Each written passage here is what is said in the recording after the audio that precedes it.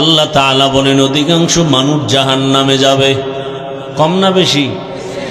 বেশিরভাগ মানুষ জাহান্নামে যাবে। কেন? তিনটা দুর্বলতার কারণ আল্লাহ উল্লেখ করেছেন। এক নম্বরে, আমি আল্লাহ ওই মানুষগুলোকে কলব দিলাম গবেষণা করার জন্য।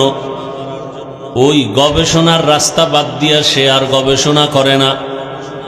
যারা মানুষ তারা গবেষণা করবে এই ছোট একটা প্যান্ডেল টানাইতে কতগুলো খুঁটির প্রয়োজন হলো, কিন্তু আমার রব এত বিশাল বড় 7টা আসমান টানায় রাখছেন, নিচের থেকে একটা খুঁটিও নাই, উপর থেকে একটা রশির টানাও নাই। এত সুন্দর কুদরতি সিস্টেমে যে টানায় রাখলেন তিনি কত মহাশক্তিওয়ালা।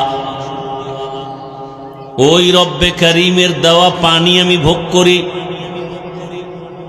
আমি রাতের বেলা ঘুমায় যাই, রব যদি আমাকে সজাগ না করেন আমি উঠতে পারি না।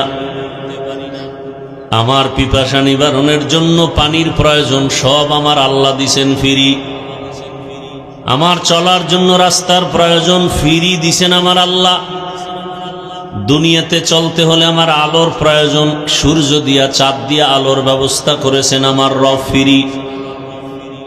আমার বেঁচে থাকার জন্য খানার প্রয়োজন, তাও ফ্রি করে দিলেন আমার আল্লাহ।